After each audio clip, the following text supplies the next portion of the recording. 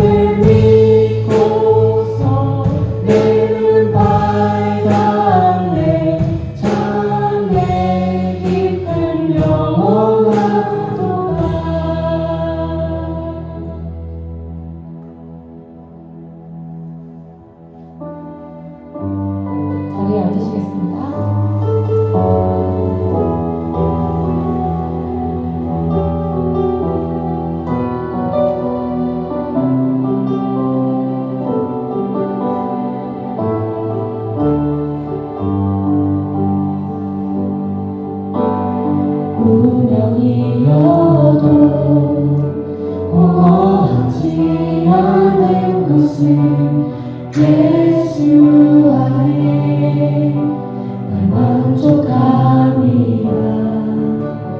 가난하여도 부족하지 않은 것은 예수 안에 오직 나는 부요합니다.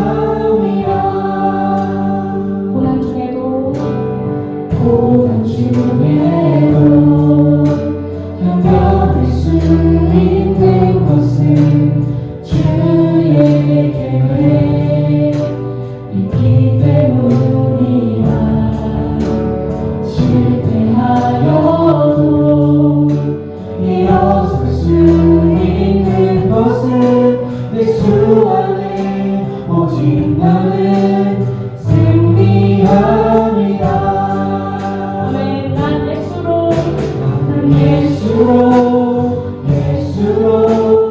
예수로 충만하네. 난 예수로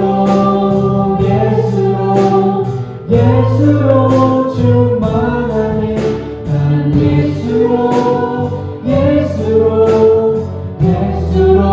충만하네. 영원한 왕 내 안에 살아계시네. 몸이 약해도 낙심하지 않는 것은 예수 안에 난 완전합니다. 화려한 세상 부럽지 않은 것은 난 예수로 충만합니다.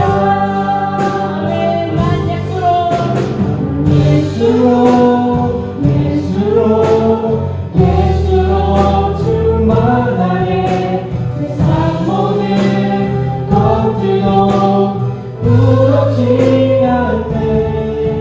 난 예수로 충만하네. 영원한 왕 내 안에 살아계시네. 난 예수로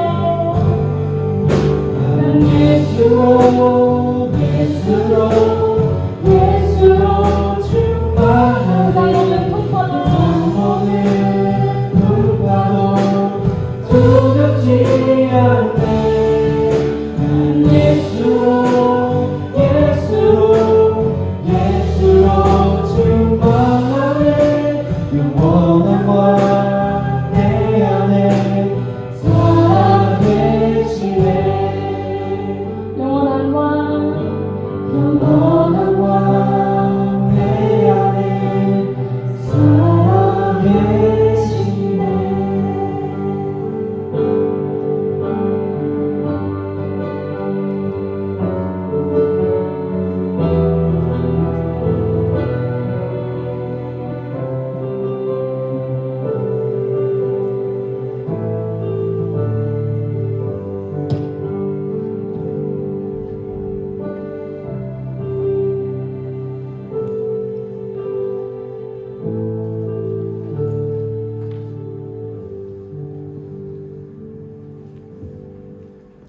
다 같이 기도드리겠습니다.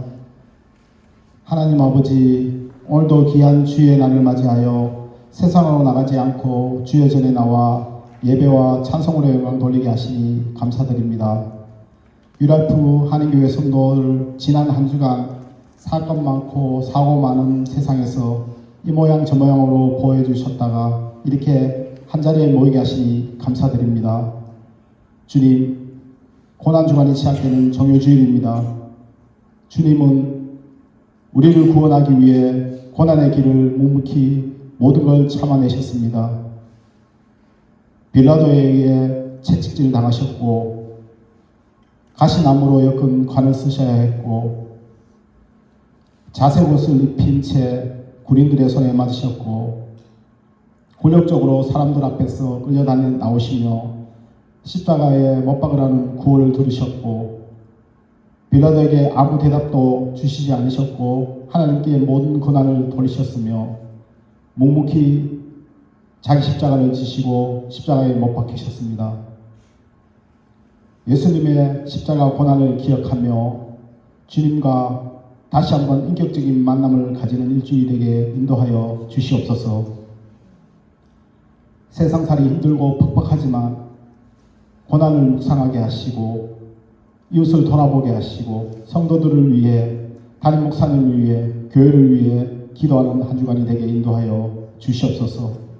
우리 교회를 위해 기도드립니다. 각자의 자리에서 소리 없이 섬기는 손길들이 있습니다. 사람들은 잊고 까먹고 모르고 지날지라도 주님은 보고 계실 줄 믿습니다. 위로하게 하시고 축복해 주시기를 원합니다. 아름다운 손길을 통해 우리 교회가 더욱 든든히 서게 하시고 영적으로나 양적으로나 성장하고 풍부하여 빈자리가 다 채워지게 축복하여 주시옵소서. 주님, 어둠 속에서 소망을 바란다라는 제목으로 말씀 전하시는 담임 목사님 위해 기도드립니다. 목사님에게 능력을 더하여 주셔서 전해지는 말씀이 성도들 심령에 살아 움직이게 하셔서 성도들 각자 상황과 환경과 여건에 맞게 적용되게 하셔서 위로가 필요하면 위로와 결단이 필요하면 결단이, 기도가 필요하면 기도가 있는 은혜의 시간이 되게 인도하여 주시옵소서. 모든 예배 순서를 통해 홀로 영광 받으시기를 원하며 찬양 받으시기 합당하신 우리 주 예수 그리스도의 이름으로 기도드리옵나이다. 아멘.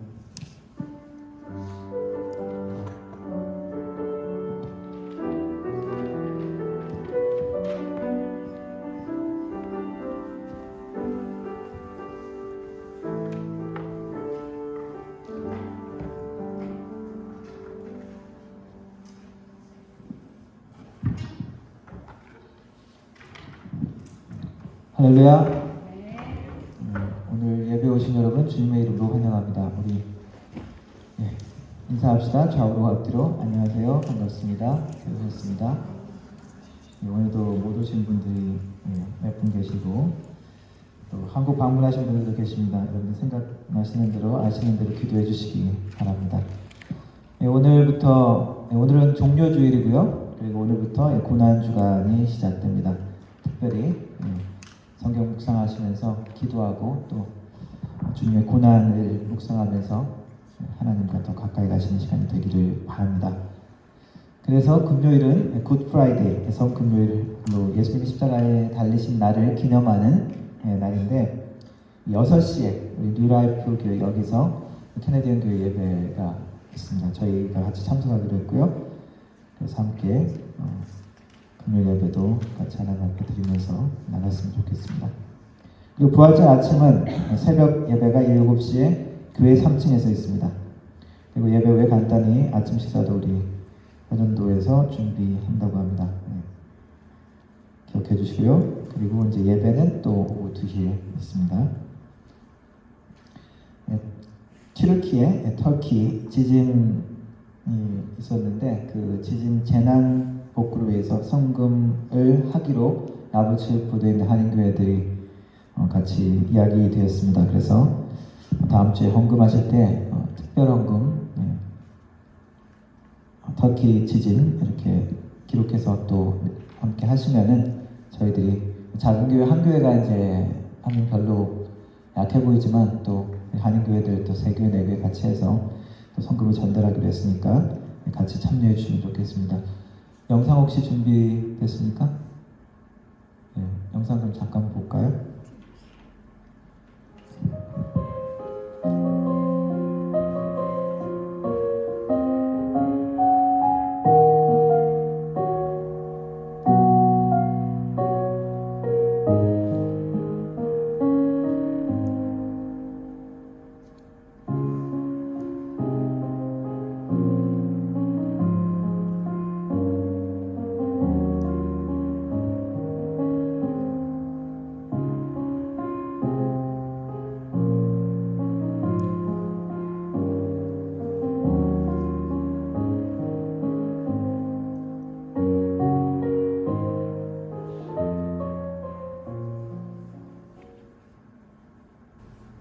잠깐 그때 상황에 대한 그리고 피해 상황의 일부에 대한 이야기였습니다.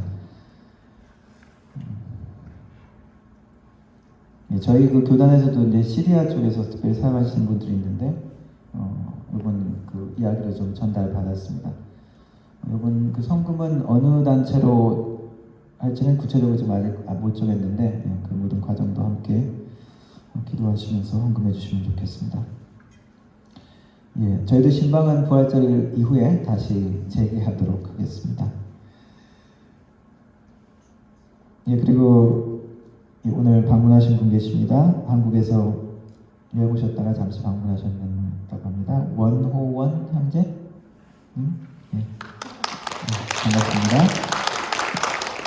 우리 작은 교회는 이렇게 방문자 한 사람 한 사람이 반갑죠? 반갑습니다. 드린 헌금 위해서 기도하도록 하겠습니다.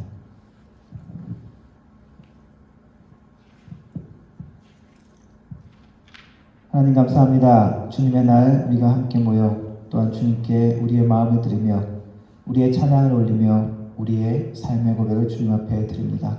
하나님 또한 빈손으로 오지 아니하고 삶의 소득으로 주님 앞에 드립니다. 11조로 주님 앞에 드리며 또한 감사의 마음으로 주님 앞에 드리며 하나님의 나라 공동체를 위하여 또한 주님 앞에 드립니다. 드린 손길 하나하나 주님께서 축복하시고 하나님 믿음의 손길로 드렸사오니 하나님 주님이 허락하신 그 은혜에 감사하여 나눔의 마음으로 드렸사오니 하나님 손길을 축복하셔서 그 손길이 더욱더 주님의 능력의 손길, 나누는 손길, 주님 앞에 더욱더 헌신하는 손길이 되게 하여 주시고 믿음이 부족하다면 더욱더 주님이 주시는 믿음으로 우리가 사랑을 베풀고 또한 나눌 수 있도록 도와주옵소서. 하나님 아버지, 주님께서 삶의 모든 것들의 공급자이심을 고백하오니 우리의 삶의 모든 필요를 채워주시되 30배, 60배, 100배의 성경의 약속처럼 우리의 영육 간에 그러한 주님의 축복과 채워주심을 만날 수 있게 하여 주옵소서. 드려진 헌금이 사용되어질 때 하나님의 나라가 확장되게 하시고 우리 주 예수 그리스도 이름이 땅까지 전파되어지며 하나님의 나라 공동체는 든든히 서갈 수 있도록 하나님 인도하여 주옵소서. 예배를 통하여 하나님의 위로가 전달되게 하시고 하나님의 격려와 하나님의 되게 새롭게 하심이 그리고 하나님의 고치심이 우리를 만나게 되는 귀한 역사가 있게 하여 주옵소서. 예배를 주님께 부탁드립니다. 예수님의 이름으로 기도드렸습니다. 아멘.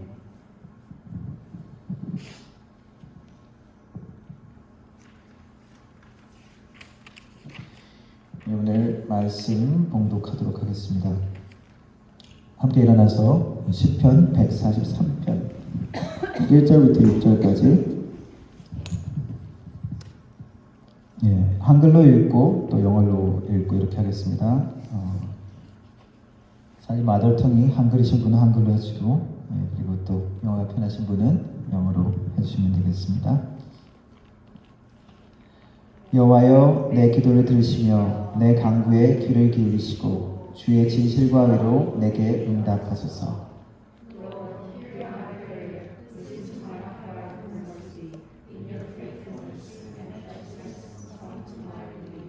주의 종에게 심판을 행하지 마소서. 주의 눈앞에는 의로운 인생이 하나도 없나이다.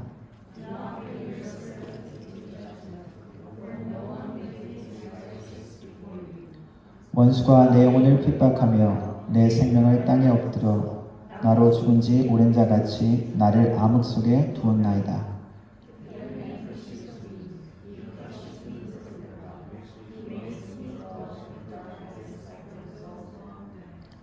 그러므로 내 심령이 속에서 상하며 내 마음이 내 속에서 참담하니이다.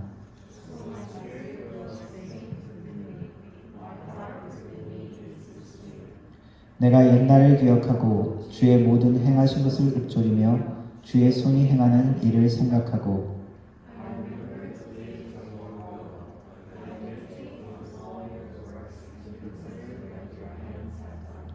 주를 향하여 손을 펴고 내 영혼이 마른 땅같이 주를 사모하나이다.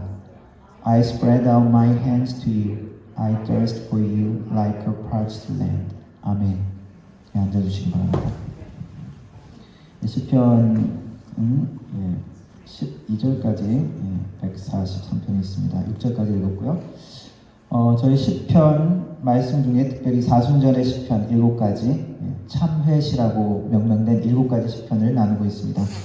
모든 시편을 다 하진 않았지만 오늘은 마지막 시편 143편입니다.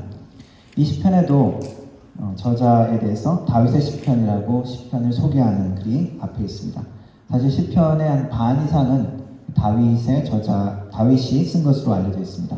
그 외 작자 미사인 것들도 생각해보면 다윗이 상당 부분 많은 시편을 쓴 것으로 우리가 추정합니다. 오늘 이 시편이 참회시 그리고 이 사순절의 시편에 포함된 것은 오늘 읽은 2절 말씀에 그 이유가 있습니다. 주의 종에게 심판에 행하지 마소서 주의 눈앞에는 의로운 인생이 하나도 없습니다. Do not bring your servant into judgment, for no one living is righteous before you. 죄에 대한 하나님의 심판에 대한 그 인식을 강한 인식을 가지고 이 시를 썼기 때문입니다. 요즘 드라마 같은 것 보니까 학교 폭력을 주제로 한 드라마가 인기가 있는 것 같더라고요.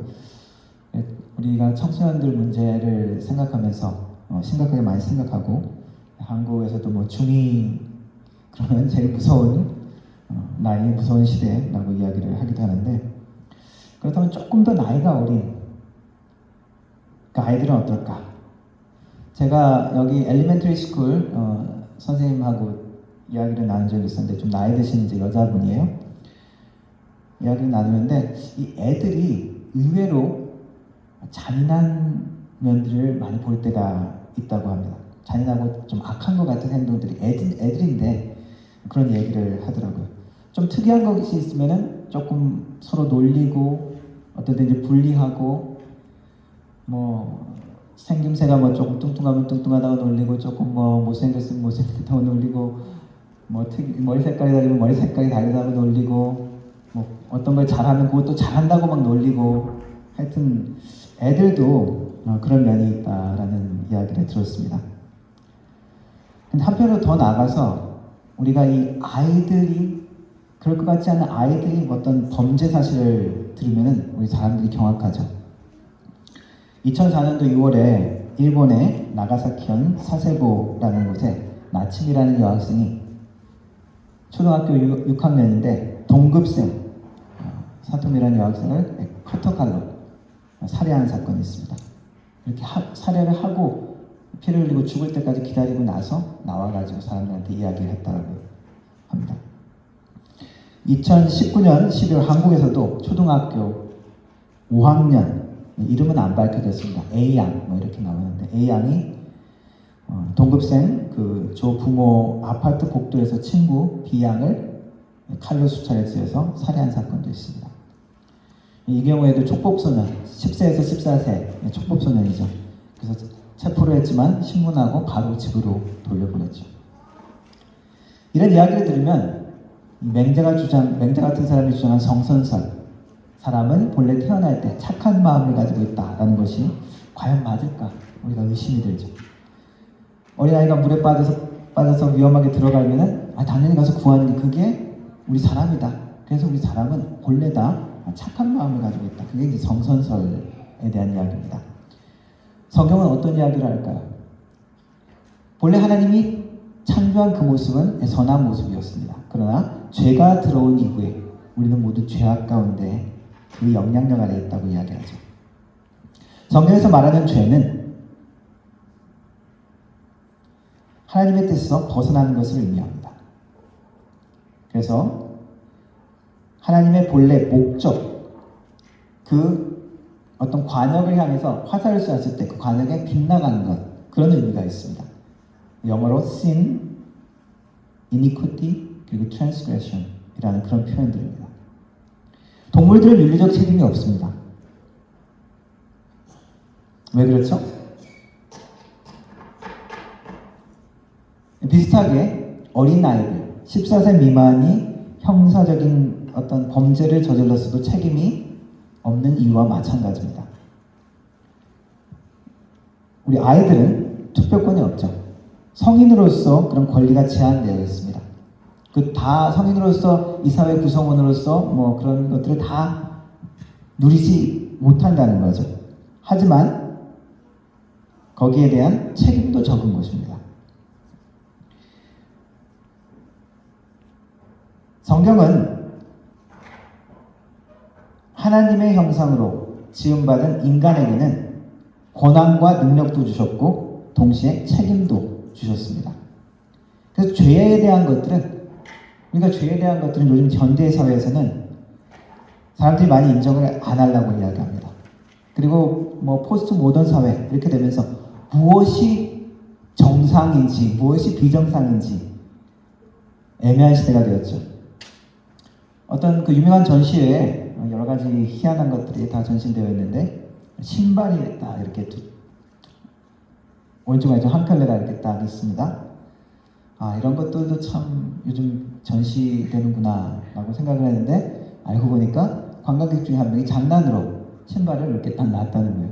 사람들이 그 앞에서 막 사진을 찍고 막 이렇게 이건 무슨 대단한 예술품으로 생각을 한 거죠. 최근에 미국에서도 그런 게 있었죠. 지역의 그 로컬 거기에 이제 미인 대회에서 우승자가 나왔는데 트랜스젠더 그것도 뚱뚱한 어떤 여자분이 1등으로.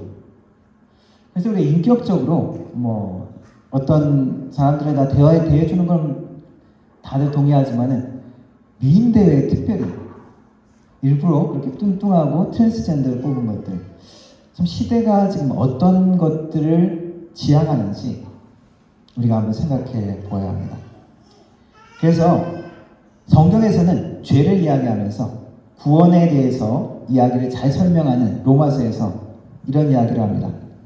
죄의 그 상태를 설명하면서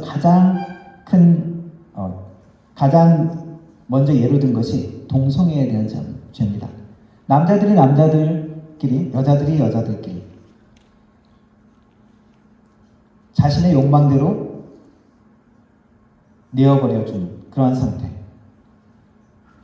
동성애가 가장 큰 죄악은 아닐지라도 우리의 죄성의 근본, nature of sin, 그것을 잘 가르쳐주는 것이 이 동성애에 대한 이야기입니다. 하나님이 주신 선한 본성, 선한 그것을 거부하는 것이죠. 무엇이 옳은지 그른지, 무엇이 죄인지 아닌지 그것이 희미하게 되어버린 시대가 오늘의 시대인 것 같습니다. 하나님은 우리를 창조하시면서 많은 권한을 주셨습니다. 이 땅을 다스리며 통치하라. 하나님의 대리자로서 이 땅에 하나님의 창조의 그 과정을 연속해서 이루어가는 거죠. 그리고 다스리고 또 유지하는 것입니다. 하나님 없는 이 인간들은 어떻게 평가를 합니까? 귀한 존재? 신성한 존재? 진화론에서는 이렇게 이야기하죠. 진화의 최상, 끝까지 간 가장 지혜로운 동물이다. 그런데 성경은 어떻게 이야기합니까? 가장 지혜롭고 똑똑한 동물이다 라고 얘기를 하는 것이 아니라 하나님의, 온 우주의 통치자인 하나님의 자녀이다. 모든 것들을 다스리고 모든 것들의 주관자인 그 하나님의 영광스러우면서도 거룩하고 존귀한 존재다라는 것이 성경이 우리를 말하는 우리 인간의 모습입니다. 그렇기 때문에 그러한 권한과 능력과 영광과 더불어 책임도 주어지는 것입니다. 육군사관 생도들에게는 민간인들하고 싸우면은 트러블이 있으면은 바로 퇴교된다고 합니다. 뭐 요즘에는 그랬는지 요즘은 어떤지 모르겠지만 그런 얘기를 들었습니다. 그만큼 다른 민간인들하고 차원이 다르다는 거죠. 조그마한 잘못, 조그마한 좀 불명예스러운 것들도 허용되지 않는다는 것입니다. 우리 인간에게는, 우리 사람에게는 하나님의 거는 기대가 그런 것입니다. 그렇기 때문에 죄에 대한 문제는 심각한 것입니다. 하나님께서 우리에게 본래 기대하신 그 모습을 잃어버리는 것이죠. 그래서 다시 말하면 죄에 대한 문제를 깨닫고 죄의 문제를 해결받으면 우리는 하나님의 구원의 놀라운 은혜를 만나게 되고 우리를 향한 그 하나님의 놀라운 영화로운 아름다운 존귀한 그 계획을 만날 수 있게 되는 것입니다. 그런 면에서 사순절 이 회개에 대한 시편은 우리의 기도 가운데 아주 중요한 부분이 되어야 합니다. 죄의 문제를 다루고 죄의 문제를 해결받아야 우리는 하나님이 기뻐하시는 그 모습에 그 지위에 도달하고 누릴 수 있기 때문입니다. 오늘 시편 143편 다윗은 어떠한 기도와 간구로 하나님 앞에 나갔는지 살펴보기를 원합니다. 첫 번째, 다윗은 하나님께만 간구합니다. 하나님께만 기도하는 것 당연한 것 같지만 실제 우리 삶의 태도를 보면 그렇지 않을 때가 있습니다. 다윗은 이 시편을 쓰면서 하나님 내 기도를 들으시고 내 간구에 귀를 기울이시고 그리고 응답하소서. 그리고 뒤에 보면 주를 향해서 내가 손을 펴니다. 주님께 자기의 온 생각과 마음을 집중합니다. 그런데 우리의 삶은 하나님이 우리의 삶의 해결자이라고 생각하기보다도 다른 것을 의지할 때가 많이 있죠. 물론 우리가 병이 나면 의사를 만나고 약도 먹어야 되고 그리고 돈이 부족하면 전략하고 또 수입을 찾기 위해서 노력해야 됩니다. 좋은 성적을 받기 위해서는 또 공부를 열심히 해야 되죠. 그러나 이 모든 우리가 할 수 있다라고 생각하는 이 모든 이면에 더 근본적인 하나님의 영역이 있다는 것을 우리는 잊지 말아야 합니다. 나의 노력이나 모든 그런 것들도 나의 건강, 모든 환경들이 허락해야 되죠. 경제적으로도 아무리 노력을 해도 나라 전체가 어떤 위기에 있으면은 우리가 어쩔 수가 없잖아요. 모두 우리가 통제할 수 없는 그 이면에 하나님의 초자연적인 손길이 있다는 것을 우리는 잊지 않고 늘 고백하며 주님을 의지하고 찾아야 된다는 것입니다. 특별히 다윗은 현재 지금 참담한 지금 위태로운 이 상황의 원인이 무엇인지 정확하게 보고 있습니다. 어떻게 기도합니까? 주의 종에게 심판을 행하지 마옵소서. 주의 눈앞에는 의로운 인생이 하나도 없습니다. 다윗은 그래도 영적인 사람이었기 때문에 현재 지금 모든 상황 가운데 하나님의 심판에 대한 두려움을 갖고 있는 것입니다. 하나님이 심판주이신 것을 알기 때문에 현재의 고통, 지금 원수가 나를 괴롭히는 것 같지만 그러나 그 이면에 그 근본적인 것은 하나님의 심판이라는 것이죠. 물론 우리가 당하는 모든 고통의 원인이 나의 죄인 것만은 아닙니다. 그러나 하나님은 이 고통을 통해서 그리고 위기를 통해서 우리를 깨우실 때가 있습니다. 나의 죄 때문일 때도 있고 혹은 다른 사람의 죄 때문에 내가 고통을 받을 때도 있습니다. 그래서 우리는 큰 질병이 왔을 때 나는 한계 있는 인생이구나. 우리 다른 사람의 그러한 모습들을 보았을 때도 우리는 아무리 우리가 노력하지만 그래도 우리의 끝은 우리는 한계 있는 존재이구나. 경제적인 위기가 왔을 때 나의 노력이 물거품이 되는 것 같은 상황 가운데서도 할 수 있는 것이 한계가 있구나.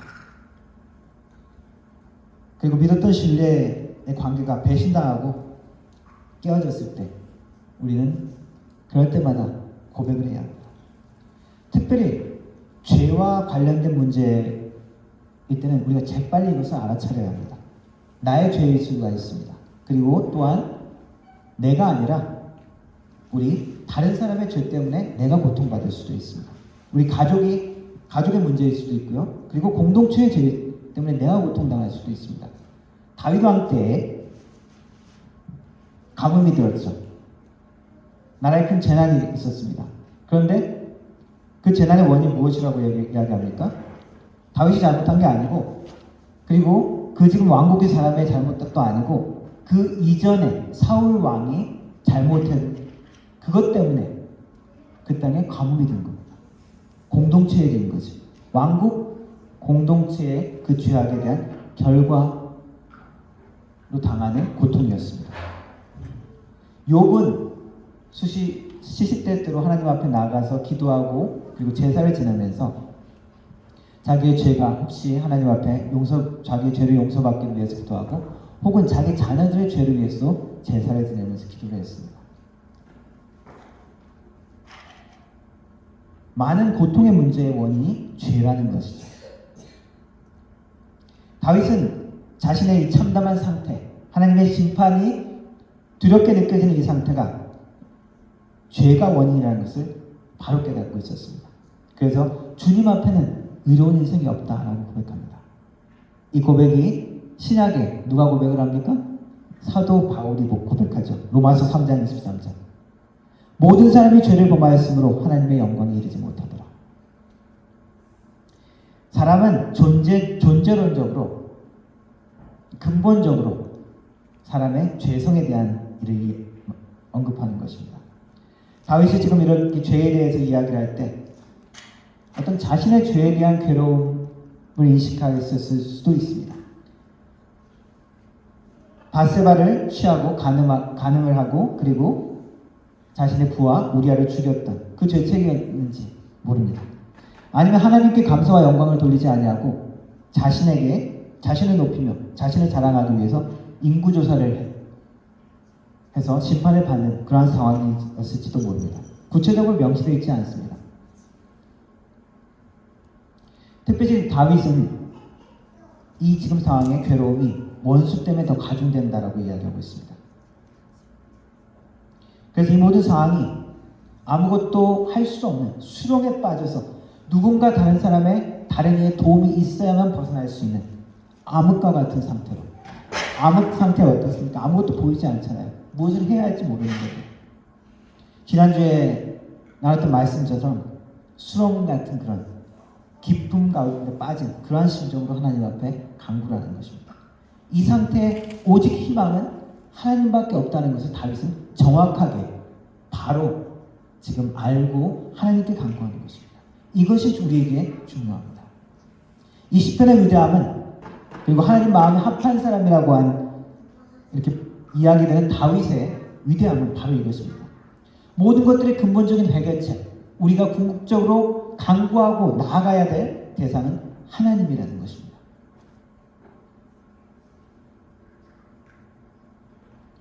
그래서 하나님 앞에 나아가는 과정에 가장 먼저 해야 될 것은 죄에 대한 문제인 것이죠. 죄를 하나님 앞에 고백하는 것입니다.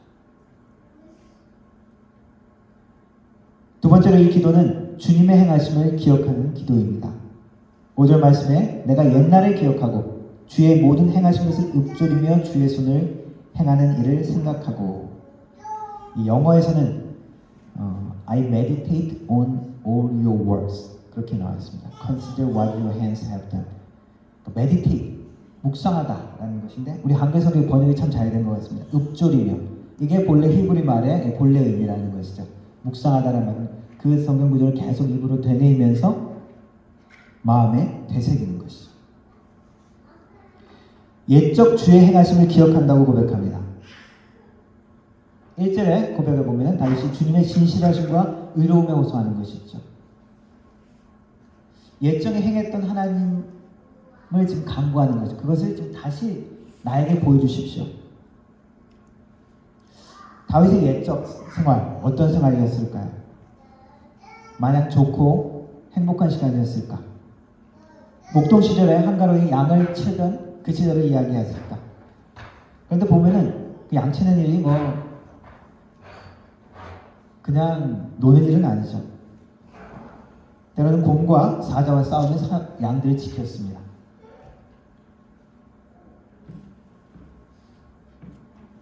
그리고 다윗은 골리앗을 쓰러뜨리고 백성들에게 칭송을 받았는데 그리고 곧 인기가 올라가자마자 질투와 미움을 받고 도망자가 되죠. 수십 년 동안 사울 왕의 칼을 피해서 도망을 다닙니다. 그리고 마침내 통합 이스라엘의 두 번째 왕이 되었는데 죄를 지은 이후에 그의 아들들은 왕권 다툼으로 서로 죽이고 형이 동생을 죽이고 자기가 가장 사랑했던 아들 압살롬이 반란을 일으키면서 자신까지 죽이려 하는 일까지 겪습니다. 자신의 죄의 결과로 인한 고통스러운 쓰라린 모든 과정을 겪은 것이 다윗의 삶입니다. 다윗의 시편 23편을 보면은 내가 사망의 음침한 골짜기로 다닐지라도 여호와의 선하심과 인자심을 찬양하는 모습이 있습니다. 다윗의 삶이 그냥 걱정 없이 마냥 평안하고 평탄했던 것만은 아닙니다. 그러나 그때도 하나님의 선하신, 인자하신 하나님을 붙드신 것을 체험한 것이죠. 이스라엘 역사 가운데는 어떻습니까? 과거 이스라엘 역사 가운데 하나님의 선하심과 의로우심에 대한 기억, 그것이 필요한 것입니다. 왜냐하면 이스라엘 역사 가운데서도 여러분들 이스라엘 역사, 구약의 역사를 쭉 한번 생각해 보십시오. 평안하고 걱정 없고 평탄하고 잘 나간 때가 많았던 것 같습니까? 오히려 더 고통스러운 순간들이 많았던 것 같습니다. 이집트 땅에서 구원해내시고 광야를 지나면서 그리고 가나안 땅에 들어가면서 악한 이방 민족과 싸워 그 땅을 정복해 나가면서 그리고 왕국을 세우면서 많은 이방 민족들과 싸우면서 그들이 경험하는 것은 자신들의 부족함과 죄악에도 불구하고 하나님의 선하심과 의로움이었습니다. 그래서 구약 말씀을 보면 기억하라는 말씀 중에 하나님이 행하신 것을 기억하라는 말씀이 있습니다. 유월절을 지키라고 구약에 이스라엘 백성들에게 이야기하면서 출애굽기 12장 이렇게 말하고 있습니다. 너희는 이 날을 기념하여 여호와의 절기를 삼아 영원한 규례로 대대로 지킬지니라. This is a day you are to commemorate. 어떤 것입니까? Generation to generation 계속 기억하라는 이것은 무엇입니까? 하나님께서 구원하셨다는 것입니다. 하나님의 선하심과 인자하심으로 죽을 위기, 멸망할 위기에서 구원하셨다는 것입니다. 그런데 다윗은 지금 현실 가운데 아직 그 하나님의 선하신 손길, 의로운 손길, 회복의 손길을 아직까지는 못 느끼고 있는 것 같습니다. 그래서 옛일을 기억하면서 하나님께 호소하고 있는 것입니다. 옛날의 예들 무엇입니까? 성경 말씀으로 기록된 하나님의 약속이고 성경 말씀, 그것이 옛일입니다. 우리가 기억해야 될 것은 무엇입니까? 하나님의 말씀인 것이죠. 우리의 괴로움 가운데 하나님이 행하셨던 일들을 기억해야 합니다. 과거에 내가 어려운 가운데 기도했을 때 응답해 주신 그 하나님 다시 한번 기억해 보시기 바랍니다.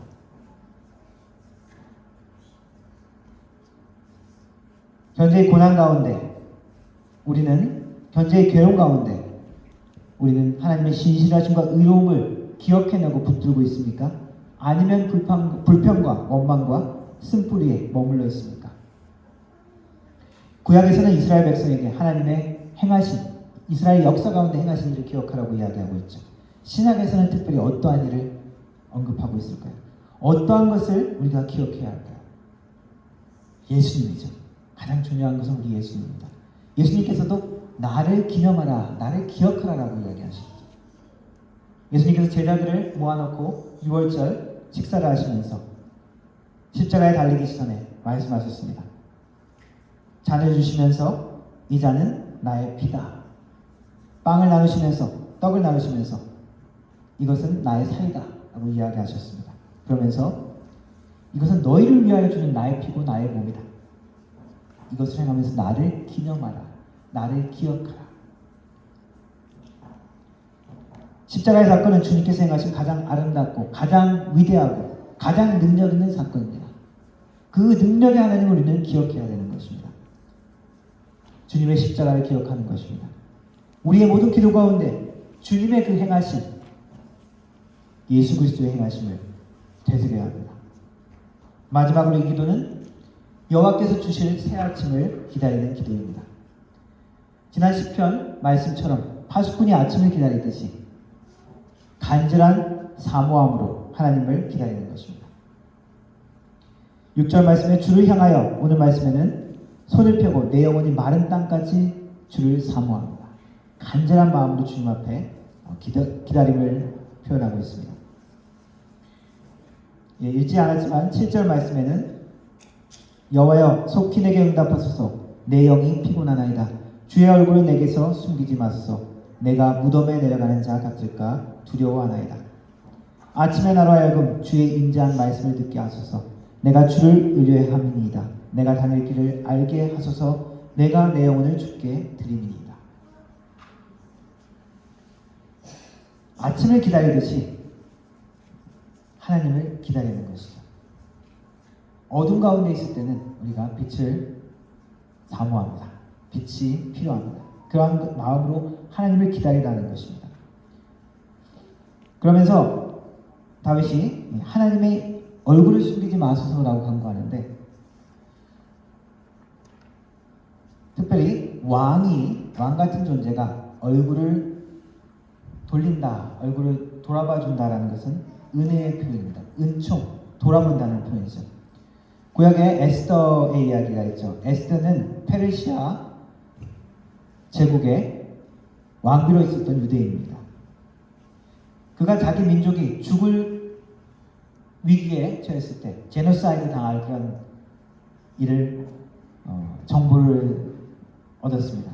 그때 그것을 왕에게 알려야 되는데, 왕에게 함부로 나가면은 왕 앞에 왕의 허락 없이 나가면은 죽음을 당합니다. 그래서 에스더는 금식하면서 기도하면서 자기를 준비하고 마침내 왕에게 나갔습니다. 왕이 에스더 왕비를 보고 호를 내밀어서 왕비를 만나줬죠. 왕이 난 지금 바빠, 기분 나빠, 그러면은 죽을 수도 있는 상황입니다. 그런 것처럼 하나님께서 돌아봐 주셨을 때, 이 페르시아 왕이 돌아봐 주었을 때 그 민족의 죽음, 멸망을 그 민족의 승리로 바꿨던 사건이 있습니다. 그것들처럼 하나님 얼굴을 돌아봐 주십시오. 주님께서 얼굴을 돌아봐 주시면, 나의 고통 가운데 만나 주시면, 나의 아픔 가운데, 이 질병 가운데, 이 위기 가운데, 이 어려움 가운데 만나 주시면 이 모든 것들은 승리로 변할 수가 있습니다. 그러한 고백이며 그러한 갈망입니다. 아침을 기다린다는 것은 신뢰한다는 것입니다. 어떠한 기다림은 영영 오지 않는 기다림이 있습니다. 헤어졌다가 다시 만나자라고 하는데, 어떤 그렇게 친하지 않는 사람들 영영 만나지 않을 수가 있죠. 그러나 아침은 어떻습니까? 아침은 반드시 오게 되어 있습니다. 그것처럼 하나님께서 아침을 주실 것을 기대하고 기도하는 것입니다. 그것이 지금은 오래되도록, 지금은 아무리 깊고 아무리 어둡다 할지라도, 그리고 아무리 기다려도 오지 않는 것 같을지라도 아침은 어떻습니까? 반드시 오게 되어 있습니다. 무슨 이야기입니까? 하나님은 반드시 응답하신다는 것입니다. 우리의 기도 가운데, 우리의 간구 가운데 오직 하나님만이 우리의 죄의 문제, 우리의 저주의 문제를 건지실 유일한 분이심을 고백하며 나아가기를 원합니다. 그래서 하나님께만 먼저 간구하기를 바랍니다. 그리고 하나님은 신실함과 의로움으로 우리에게 만나주시는 분이심을 우리가 기억하고, 그 약속을 기억하고 주님 앞에 나아가야 합니다. 그래서 어둠이 끝나고 아침을 맞이하는 믿음으로 주님을 기다리며 인내할 때 하나님의 회복과 은혜와 응답을 만나는 귀한 은혜가 우리들 삶 가운데 있기를 주님의 이름으로 축원합니다. 기도하겠습니다. 하나님 감사합니다. 말씀을 통하여 우리의 유일한 소망이, 우리의 삶의 유일한 해결자가 하나님 당신을 알게 하시고 되새기게 하시니 감사합니다. 우리가 믿음으로 기도하며 기다리게 하시고 주님의 행하심과 그 약속을 붙들며 다시 일어날 수 있도록 도와주시옵소서. 그래서 하나님이 기뻐하시는 하나님의 백성으로, 우리가 우리 죄의 문제를 하나님 앞에 해결받으며 거룩하고 깨끗하고 영화롭고 존귀로운 하나님의 백성으로 살아갈 수 있도록 주님 붙들어 주옵소서. 예수님의 이름으로 기도드렸습니다. 아멘. 네, 바로 우리 성찬식으로 연결해서 진행하도록 하겠습니다.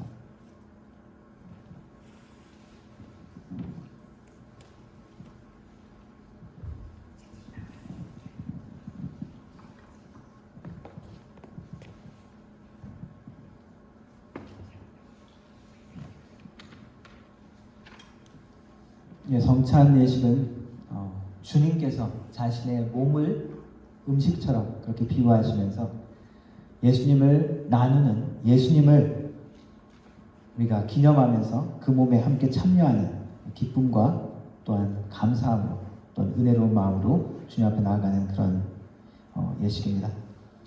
유아 세례를 포함한 세례받은 누구나 우리 성찬에 참여하도록 우리는 우리 교단에서 권고하고 있습니다.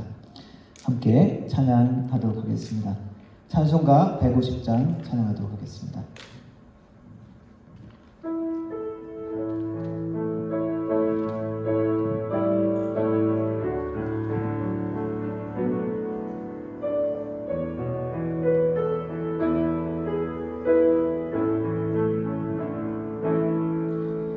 갈보리 산 위에 십자가 섰으니 주가 고난을 당한 표라. 험한 십자가를 내가 사랑함은 주가 보혈을 흘림이라. 최후 승리를 얻기까지 주의 십자가 사랑하리. 빛난 열매와 받기까지 험한 십자가 붙들겠네. 멸시천대 받은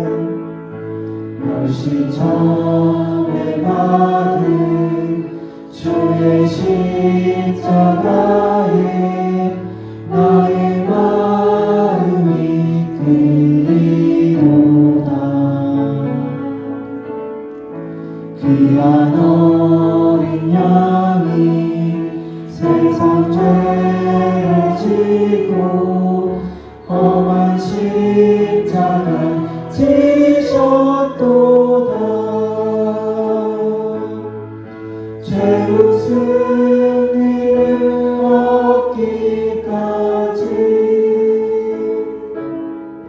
주의 십자가 사랑하리.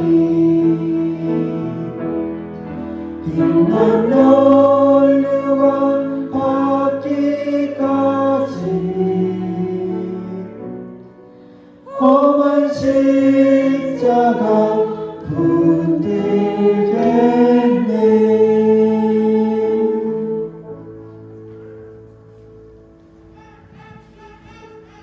성찬 오집사님, 한집사님 함께 도와주시겠습니다.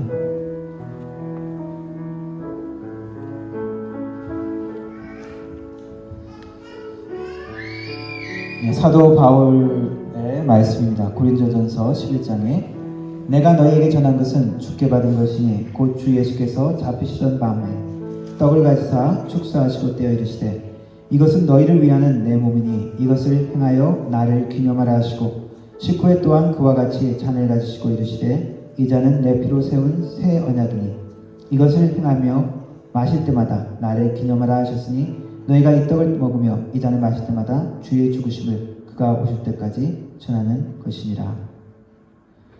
그 말씀처럼 우리가 주님을 기념하는 시간을 가지도록 하겠습니다.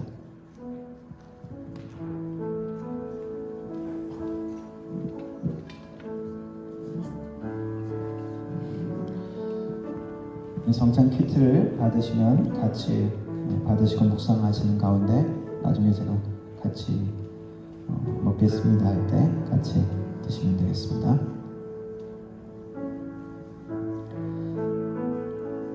주님께서는 잡히시던 날 밤에 제자들과 마지막 유월절 식사를 하시면서 떡을 떼어 축사하시면서 제자들에게 말씀하시기를 이것은 너희를 위하는 내 몸이니 받아 먹으라고 하셨습니다. 이 떡을 먹는 것은 예수 그리스도의 몸으로 우리의 죄값이 대신 치러지고 우리가 예수 그리스도의 몸에 동참한다는 고백의 행위입니다. 주님께서 또 잔을 들어 가지시고 감사하시면서 제자들에게 말씀하시기를 너희가 다 이것을 마시라. 이것은 죄사함을 얻게 하려고 많은 사람을 위하여 흘리는 나의 피, 곧 언약의 피니라 라고 말씀하셨습니다. 이 잔을 마시는 것은 예수님으로 인하여 그 피로 인해서 우리의 죄악이 죄사함을 받고 영생을 얻었다는 고백의 행위입니다.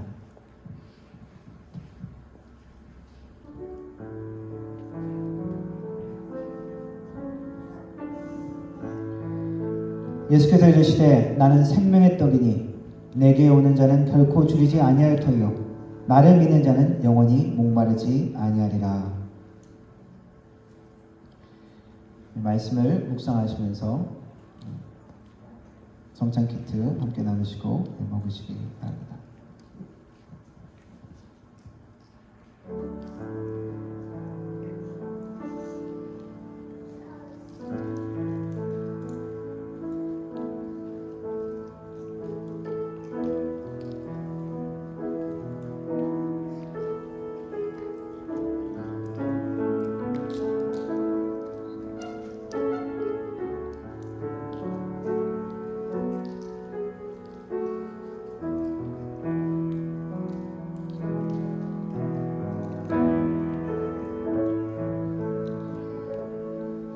진실로 진실로 너에게 이르노니 믿는 자는 영생을 가졌나니 내가 곧 생명의 떡이니라.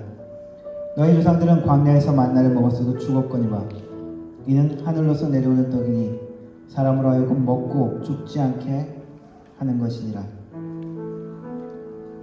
난 하늘로서 내려온 산떡이니 사람이 이 떡을 먹으면 영생하리라. 내가 줄 떡은 곧 세상의 생명을 위한 내 살이니라. 이것은 하늘에서 내려온 떡이니 조상들이 먹고도 죽은 그것과 같이 아니하며 이 떡을 먹는 자는 영원히 살리라.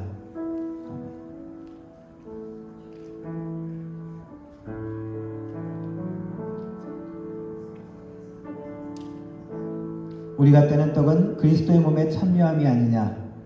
떡은 하나요 많은 우리가 한 몸이니 이는 우리가 한 떡에 참여함이라.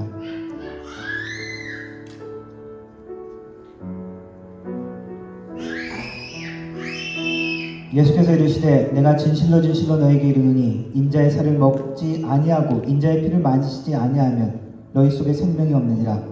내 살을 먹고 내 피를 마시는 자는 영생을 가졌고 마지막 날에 내가 그를 다시 살리리니 내 살은 참된 양식이요 내 피는 참된 음료로다.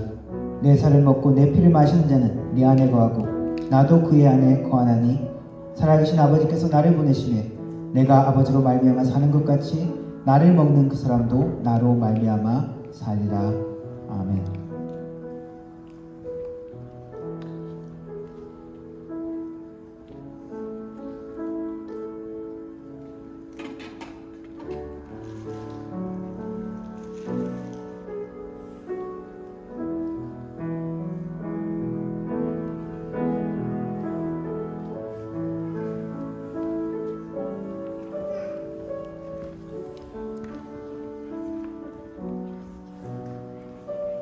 기도하겠습니다. 살아계신 하나님 아버지, 예수 그리스도를 통하여 우리를 구원하시고 우리의 죄의 문제를 해결해 주시고 하나님의 영원한 약속과 그 은혜를 만날 수 있게 하시니 감사합니다.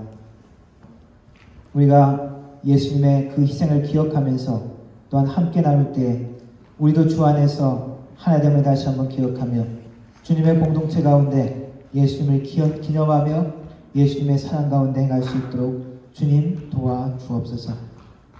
주님을 기념하며 주님을 기억하며 우리의 삶에 지속될 수 있도록 우리의 삶의 능력이 될 수 있도록 우리의 기도가 될 수 있도록 도와주옵소서. 예수님의 이름으로 기도합니다. 아멘. 함께 찬양하겠습니다. 갈보리 산 위에 3절 4절 찬양하도록 하겠습니다.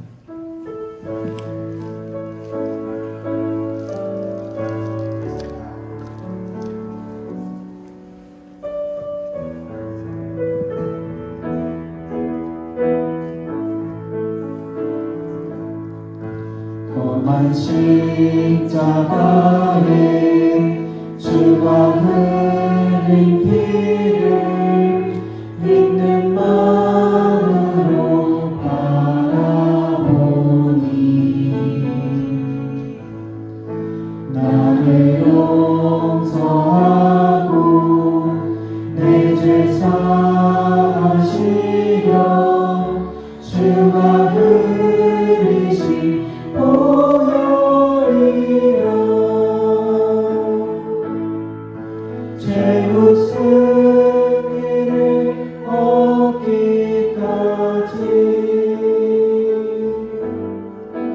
주의 십자가 사랑하리.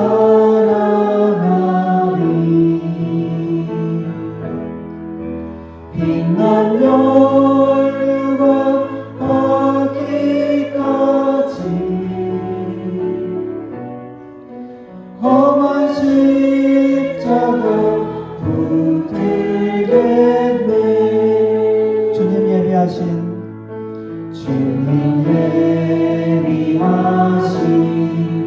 나의 보냄집에 나를 부르실 그날까지 영원 시제에 항상 자리 서고 내가 죽도록 충성하리.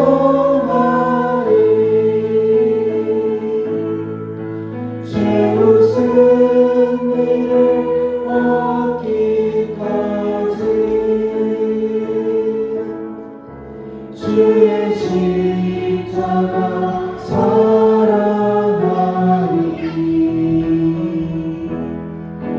빛난 연유가 얻기까지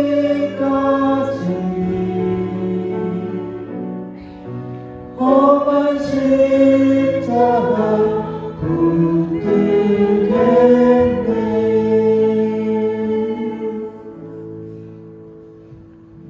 축도함으로 예배 마치도록 하겠습니다.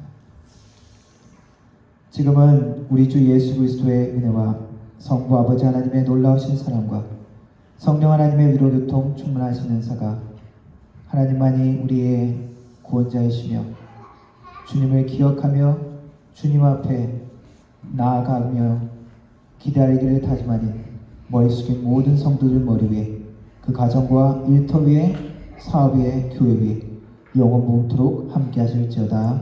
아멘.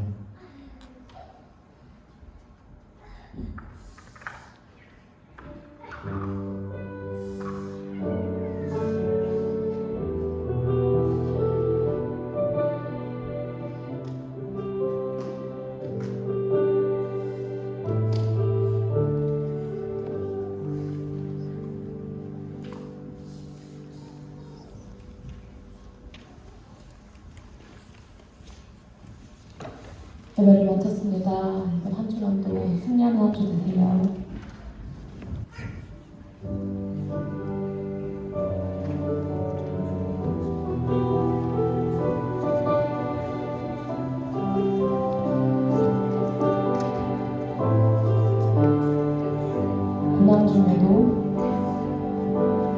고난 중에도 견뎌낼 수 있는 것은 주의 계획이기 때문이야.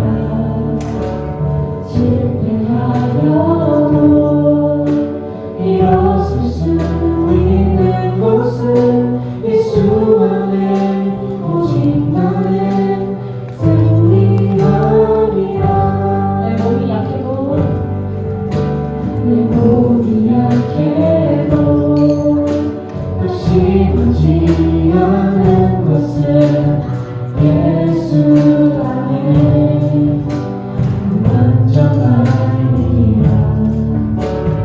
화려한 세상 부럽지 않은 것은 난 예수로 충만하니라.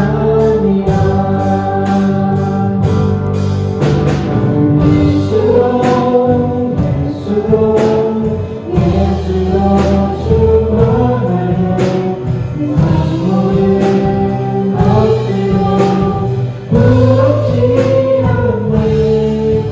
난 예수로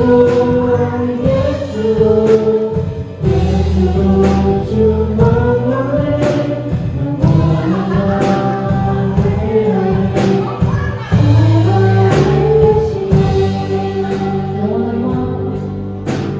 영원한